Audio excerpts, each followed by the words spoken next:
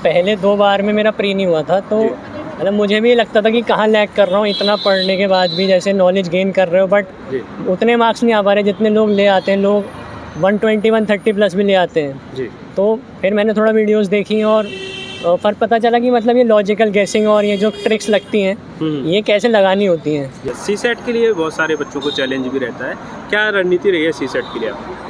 दोस्तों नमस्कार, आप सभी का स्वागत है। जैसे आपको पता है कि यूपीएससी इंटरव्यू चल रहा, लगातार हम कैंडिडेट से बात कर रहे हैं। पूरी जानकारी इस वीडियो के माध्यम से होने वाली है कि यूपीएससी की जर्नी में किन किन बातों का विशेष ध्यान देना चाहिए। सर बहुत बहुत स्वागत है आपका और बधाइयाँ। Thank you. क्या नाम है, क्या अटेम्प्ट है और माध्यम क्या है आपका? नाम मेरा आदर्श चौधरी है और ये मेरा 3rd अटेम्प्ट है जी। और फर्स्ट मेंस फर्स्ट इंटरव्यू है। अच्छा। और मीडियम मेरा इंग्लिश है और ऑप्शनल एंथ्रोपोलॉजी है। अच्छा, ऑप्शनल है एंथ्रो। हाँ। अच्छा, कैसा रहा इंटरव्यू आपका सर? इंटरव्यू अच्छा था, मेरे हिसाब से तो अच्छा था। कहाँ से ज़्यादातर सवाल पूछे गए आपसे? करंट हैपनिंग्स से जो चल रहा है, जैसे मेरा कंप्यूटर साइंस बैकग्राउंड है तो उसे इंटीग्रेट करके कि इंडिया रिसर्च डेवलपमेंट में क्यों नहीं अच्छा कर पा रहा है। और जैसे अभी हमारे ऑनरेबल मिनिस्टर ने एक कमेंट किया था स्टार्टअप्स के ऊपर, तो उस पर थोड़ा डिस्कशन हुआ। अच्छा। तो क्वेश्चन आंसर टाइप नहीं था, डिस्कशन टाइप था। अच्छा सर, ये बताइए प्री मेंस और इंटरव्यू प्री की रणनीति के बारे में बताएंगे सर थोड़ा डिटेल से, क्योंकि बच्चों को ज़्यादातर प्री ही में प्रॉब्लम हो जाती है। कैसे तैयारी की इसकी, क्या आपकी रणनीति रही है? पहले 2 बार में मेरा प्री नहीं हुआ था, तो मतलब मुझे भी लगता था कि कहाँ लैग कर रहा हूँ, इतना पढ़ने के बाद भी जैसे नॉलेज गेन कर रहे हो, बट उतने मार्क्स नहीं आ पा रहे जितने लोग ले आते हैं। लोग 120 130 प्लस भी ले आते हैं जी। तो फिर मैंने थोड़ा वीडियोस देखी और फ़र्क पता चला कि मतलब ये लॉजिकल गेसिंग और ये जो ट्रिक्स लगती हैं ये कैसे लगानी होती हैं। तो आप प्रीवियस ईयर पेपर उठाओ और उसके बाद आप एक पेपर पे लिख लो। जैसे यूट्यूब पे वीडियोस हैं बहुत सारी, आप उसमें लिख लो कि कौन से क्वेश्चन में क्या ट्रिक लगती है। मैं उसे ट्रिक कह रहा हूँ, आप कुछ भी कहो उसे। हाँ, उसके बाद जब आप पेपर सॉल्व कर रहे हो, सपोज आपने पिछले 10 साल के 2024 से 2024 तक के आप 2014 से 2024 तक के आप निकाल के रखो और आप इंक्रीजिंग ऑर्डर में सॉल्व करो। जैसे आप पहले 2014 का उठाओ और आप देखो उस पेपर में प्रीवियस ईयर क्वेश्चंस में कि इसमें ये वाली ट्रिक लग रही थी, और आप उन्हें पहले तो मतलब उस एनवायरनमेंट में सॉल्व करो जैसे आप पेपर देते। उसके बाद जब आप उसे एनालाइज करने बैठोगे तो आप वो ट्रिक्स लेके बैठो साथ में और देखो कि जो क्वेश्चन में नहीं कर पाया, जो मैंने स्किप कर दिया, क्या इसमें ये ट्रिक लग रही थी। और फिर आप ये देखो जो मुझे आता हुआ क्वेश्चन था, मुझे लगता था कि ये मुझे आता है, क्योंकि यूपीएससी के जो स्टेटमेंट्स होते हैं वो कोचिंग क्लासेस के स्टेटमेंट से बहुत अलग होते हैं। तो वो आपको ट्रिक कर सकते हैं ज़रा से स्टेटमेंट में। तो आप ये देखो कि आपका ध्यान था वहाँ पे या नहीं था, आपने क्या गलती करी है। तो आप जब उनको एनालाइज करोगे तो वो चीज़ें कम से कम मैं कहूँगा प्रीवियस ईयर के 10 साल के पेपर आप कम से कम 10 बार ऐसे सॉल्व करो। अच्छा। मतलब एक बार तो आपको टाइम लगेगा, उसके बाद आपको आंसर भले याद हो जाए, लेकिन जब आप आंसर याद हो गए तो सॉल्व करते हुए आप अंडरलाइन करो उस कीवर्ड को कि इस कीवर्ड की वजह से ये ट्रिक लग रही है। उस कीवर्ड को अंडरलाइन करो, उसे हाईलाइट करो और उसके बाद वो ट्रिक लगा के उसे मार्क भी करो। मतलब एक मसल मेमोरी डेवलप हो जाएगी मेरे हिसाब से ऐसा होता है। दोस्तों जब भी मैंने यूपीएससी टॉपर्स से बात की तो उन्होंने यही बताया कि शुरुआत में तैयारी के दौरान बहुत सारे चैलेंज देखने को मिलते हैं, जैसे न्यूज़पेपर का ढेर, एनसीईआरटी कब खत्म होगी, मॉक टेस्ट से डर लगना। तब यही समझ में आया कि सिर्फ मेहनत ही नहीं, सही रणनीति और सेल्फ इवैल्यूएशन से ही सफलता मिलती है। और इसीलिए मैं आपको टेक्स्ट बुक पास इलाइट रिकमेंड करता हूँ।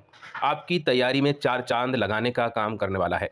मैं मानता हूं कि शुरुआत में स्ट्रगल करना पड़ता है, गलतियों से भी सीखना पड़ता है, सही रिसोर्स और अप्रोच ढूंढने में भी समय लगता है, लेकिन ये सब करने की आपको ज़रूरत नहीं है, क्योंकि टेक्स्ट बुक पास इलाइट आपके प्रिपरेशन को एकदम सही डायरेक्शन देगा। प्रीलिम्स से लेकर मेंस तक हर एक स्टेप पर गाइड करेगा।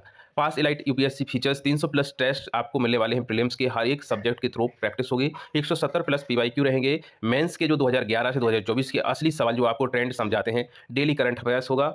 यदि आप हमारा कूपन कोड यूज करते हैं तो 10% का डिस्काउंट मिल जाएगा, जो कि आपको कोड और लिंक डिस्क्रिप्शन में मिल जाएगी। आप कब एनरोल करने वाले हैं, पहला टेस्ट कब देंगे, कमेंट करके ज़रूर बताइएगा। मेंस के लिए कब से स्टार्ट किया था आंसर राइटिंग के लिए? मेंस के लिए तो यार मैं बहुत पहले से कर रहा हूँ। अगर मैं अपना बताऊँ, जैसे मैं इन्फोसिस में काम कर रहा था उस टाइम भी मैं मेंस का पढ़ रहा था। आंसर राइटिंग नहीं किया था बट सिलेबस कवर किया था। जी। और स्पेसिफिक आंसर राइटिंग मैंने 2023 में की थी जब मेरा प्री नहीं हुआ था। उसके बाद मैंने स्पेसिफिक आंसर राइटिंग शुरू की थी अक्टूबर तक। अक्टूबर नवंबर तक मैंने आंसर राइटिंग की थी और ऑलमोस्ट पूरा सिलेबस कवर कर दिया था। अच्छा। और एंथ्रो भी किया था। अच्छा, कोचिंग ली थी या खुद से आप तैयारी कर रहे थे? मैंने कोचिंग ली थी। मैंने एंथ्रो के लिए लेवल अप से कोचिंग ली थी और जीएस के लिए मैंने सत्यम सर का जो प्रोग्राम था, मेंस कॉन्कर प्रोग्राम, वो लिया था। अच्छा, सीसेट के लिए बहुत सारे बच्चों को चैलेंज भी रहता है, क्या रणनीति रही है सीसेट के लिए आपकी? सीसेट के लिए यही था, जो सत्यम सर ने एक ग्रुप बनाया था टेलीग्राम पे, तो उस पर काफ़ी लोग मेंटर कर रहे थे लोगों को, क्योंकि मेरी मैथ्स हमेशा से इतनी अच्छी नहीं रही और मेरा सीसेट फेल भी हुआ था 2023 में। अच्छा अच्छा। तो डर भी लग रहा था, तो मैंने ज्वाइन किया। उन्होंने मतलब रिसोर्सेज बताए कि कहाँ से प्रिपेयर करना चाहिए। तो यूट्यूब, ऐसा नहीं था कि वो लोग खुद पढ़ा रहे थे, बट वो गाइड कर रहे थे। उन्होंने रिसोर्सेज बताए और रोज़ की वीडियोस देखने के बाद रोज़ 5-10 क्वेश्चन वो डालते थे उसी टॉपिक से रिलेटेड, वो मैं सॉल्व करता था। ऐसे कौन से टॉपिक हैं जहाँ से हम कर सकें और उसको सीसेट को पास कर सकें, जो मेन टॉपिक हो बताएंगे? देखिए, आप जो लो हैंगिंग फ्रूट है उन्हें लो, जैसे नंबर सिस्टम है, नंबर सिस्टम से क्वेश्चन आएगा ही आएगा। उसके बाद आजकल ये क्यूब वाले क्वेश्चन बहुत आने लगे हैं। और मैथ और रीजनिंग तो चलो एक तरह से रिसोर्सेज काफ़ी हैं, लेकिन अगर मैं इंग्लिश का एग्जांपल लूँ, जो कॉम्प्रिहेंशन आता है, इस समय पैटर्न ऐसा हो गया है कि अगर आप केवल 2 पे रिलाई करके जाओगे कि मैं केवल मैथ और रीजनिंग कर लूँगा या मैं केवल इंग्लिश और मैथ कर लूँगा, तो बहुत दिक्कत आ जाएगी। मतलब तीनों में आपको एवरेज होना पड़ेगा, और मैंने भी यही टारगेट किया था कि मैं तीनों में एवरेज हो जाऊँ। अच्छा। तो शुरू में कॉम्प्रिहेंशन बहुत गलत होते थे, उसके बाद जब आप प्रैक्टिस करोगे और उसे पढ़ के उसका मतलब समझोगे धीरे धीरे, फिर आपको समझ आएगा कि कौन सा ऑप्शन टिक करना है, क्योंकि कॉम्प्रिहेंशन सबसे ज़्यादा कन्फ्यूजिंग होता है और लोगों को लगता है कि इसका कुछ भी आंसर निकल आएगा।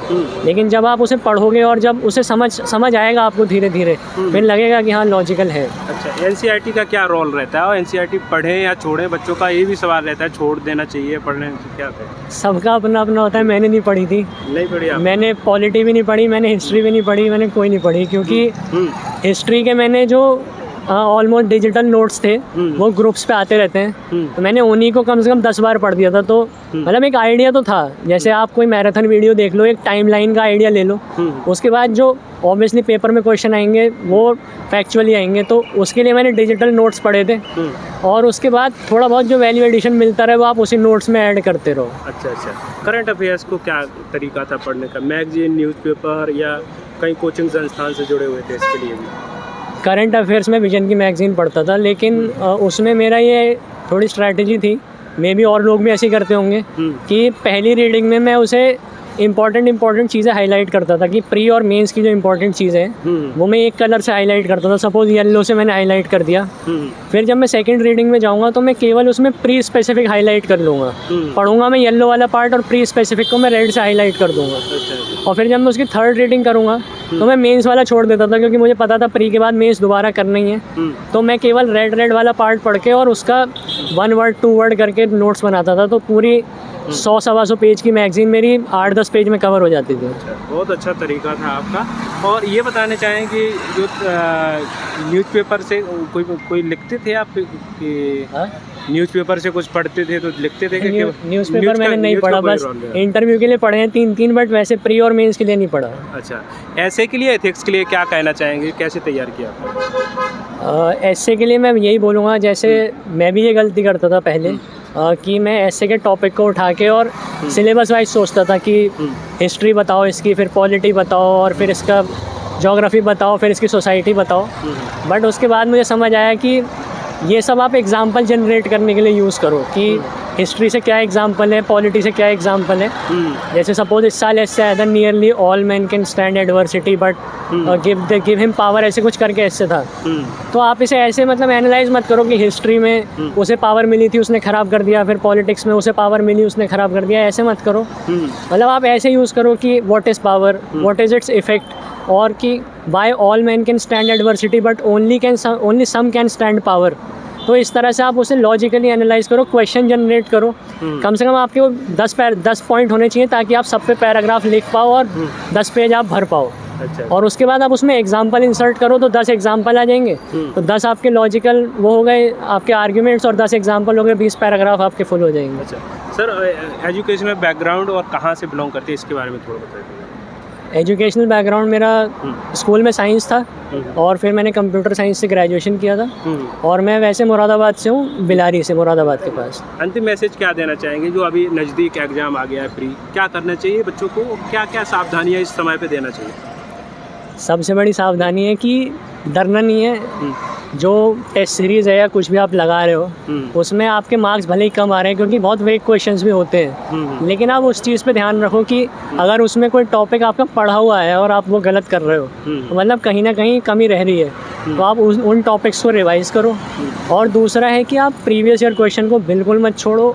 उन्हें मैं पहले भी बोला था कि 10 साल के प्रीवियस ईयर क्वेश्चन कम से कम 10 बार जब तक आप ना लगा लो, मतलब ऑब्वियसली लास्ट तक आते आते ऐसा हो जाएगा कि आप 1 घंटे में पेपर लगा दोगे क्योंकि आपको पता होगा आंसर क्या है, लेकिन आपको फिर भी वो हाईलाइट करना है कि इसमें ये ट्रिक लग रही है, इसमें ये ट्रिक है, ये करूँगा तब ये आंसर आएगा।